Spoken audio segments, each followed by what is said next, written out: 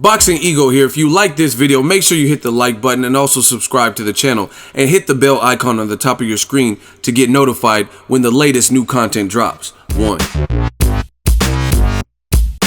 Bob Arum says Terence Crawford is slated to come back hometown fight in Omaha this October, possibly against Matthysse or Amir Khan. Stay tuned. What up, Fight World? It's your boy Ego, and I'm back with some more boxing. Make sure you smash the like button. Also subscribe to the channel for the latest and greatest in boxing. If you want to become part of the gang notification gang, please hit the bell icon. Shout out to the super chats, channel donations, the Venmo donations, and the Patreon family. We working. Shout out to Everlast, Team Everlast. Episode 116. I'll leave the link in the description.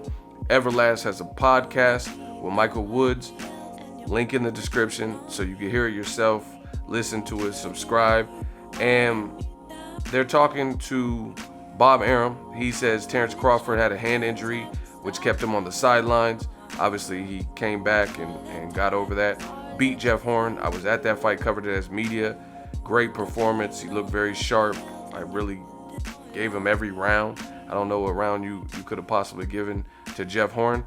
And he's now a champion at welterweight division. So it's going to be all eyes on him. A lot of people were checking, including myself, to see how Terence Crawford would look in his first fight at 147 pounds, and he looked spectacular. Now, I'm currently in Texas. Shout out to Frisco, Texas. Shout out to all my fans in Texas. And I'm covering, literally a week later, I was at home for one day.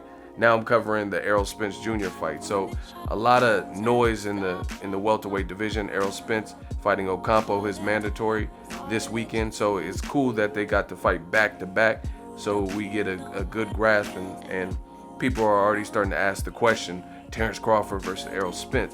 Now in this podcast, Bob Arum did mention that the PBC guys maybe next year, because most of them are booked up. They're trying to get Crawford back in October, which is fair. You got to be realistic. Like Spence is fighting this weekend. We got to see what happens there. Danny Garcia and Sean Porter slated to fight late August. It still hasn't been officially announced, so that would take him out of contention for a hometown Omaha Crawford fight. Things like that. Keith Thurman is supposed to be back in September, but it's hard telling with him. So he says a lot of those fights could hopefully happen next year. And he wants to get Crawford back because, again, he had that injury, so he was on the sidelines a little bit. But he did still provide some very interesting names for Crawford. Again, this is a new weight class. You have to understand that conquering a new weight class, all your accolades in previous divisions, they're great and great experience to get you to the next level, but you still got to prove your worth no matter how great you were at the previous weight class. You know what I mean? So I think Crawford, everyone should be rating him at this point. There's not much you can say. He's taking Olympic gold medalists and making them look like children or amateurs. You know what I mean? Things like that. He's moving up in weight, 7 pounds, and beating up on a guy who beat Pacquiao, or at least gave him a close fight. I thought Pacquiao won that fight, right? And nonetheless, it was a difficult fight for Pacquiao. And both guys looked beat up and cut. And you've seen how Crawford was able to matador Jeff Horn and have his way with him in his first fight at the weight division. So it tells you what you're dealing with, the intelligence, the savvy, the offense, the defense, things like that. Bob Arum did mention possible names like Jose Benavidez. I definitely don't mind that. I think they had that running in Texas on the top ranked card. And Crawford says, focus on your fight before you don't make it to your fight. When he was face to face with Benavidez, who happened to be fighting on that card. And he was basically saying, if you keep fucking with me, you're not going to even make it to your fight this weekend. You better just weigh in and do your thing and leave me alone. That's, you know what I mean? If you're from the hood, that's how that would translate. So that's one person Bob Arum said. He also said Matthysse. For some reason in this podcast, he says, if Matthysse and Pacquiao don't fight. It's kind of weird that he says if they don't fight when it's a scheduled thing. They had a press conference. I seen Pacquiao training. But anyway, Bob Arum says Matthysse is a possible option if Pacquiao and Matthysse don't fight. So it's weird that he said that when we all know it's supposed to at least be a fight, unless there's something he knows of or he knows someone's going to pull out or something. But he did say if they fight and Matthysse is able to beat Pacquiao, that would be a fight for Crawford that he's interested in making. Matthysse obviously has cracks, and a win over Pacquiao still would get him to the next level. So I wouldn't mind that fight. And then another name, very interesting, that he brought up, he says Amir Khan. Now, some people are going to sleep on it and say, oh, Khan's chin and stuff. But I think that's a hell of a match, because if you look at what gives Amir Khan the most problems, it's not usually the boxer. Now, the thing, Crawford's different. He's a different breed because he can box, but he can also brawl. He's a complete fighter. But with the, I don't know who's taller off the top of, I've been next to both of them, but I can't remember that, you know what I mean? They looked about the same height, to be honest, from what I can remember.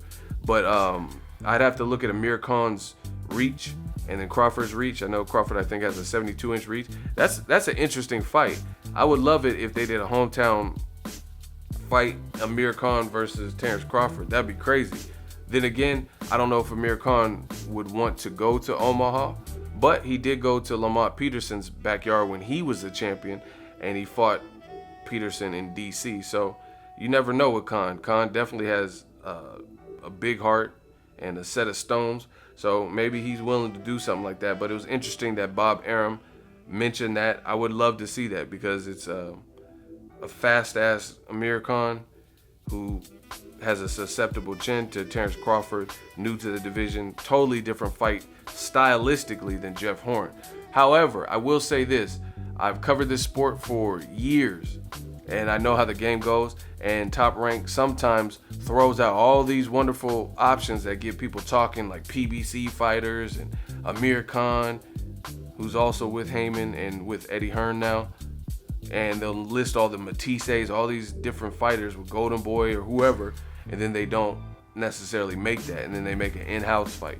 Because he did mention some other Dominican dude that's supposed to be a puncher who's fighting in Orlando, and I don't really know much about him. But you guys take a listen to the podcast. Let me know what you guys think. But the names he listed sounded pretty good. I like the Benavidez fight. Benavidez taller than Crawford, and I don't think he's lost. Also, Amir Khan, that's an interesting stylistic matchup to me. Matthysse got cracks, and obviously if he beats Pacquiao, then there's nothing you could say, especially because I think if Matthysse beats Pacquiao, I would honestly say it's by stoppage. You know what I mean? So, interesting fights. I can't wait to see what's next for Terence Crawford. Definitely a new player in the welterweight division. Shout out to Everlast. Shout out to Bob Arum at Top Rank. Let me know what you guys think of those potential fights. Who would win them? Crawford versus Khan. Do you give Khan a shot? Let me know in the comment section. Also, Crawford versus Matthysse if he gets past him, or Benavidez. Make sure you smash the like button as always. Hate, comment, and subscribe. Till next video is Ego, signing off. So if you enjoyed this video and want more content like this on the channel, you can show your appreciation by going to the PayPal donate button or the YouTube support button, and you can donate any amount that you feel is equivalent to the value of this video. Much more to come. Thank you guys for your support. Boxing Ego, the future of boxing.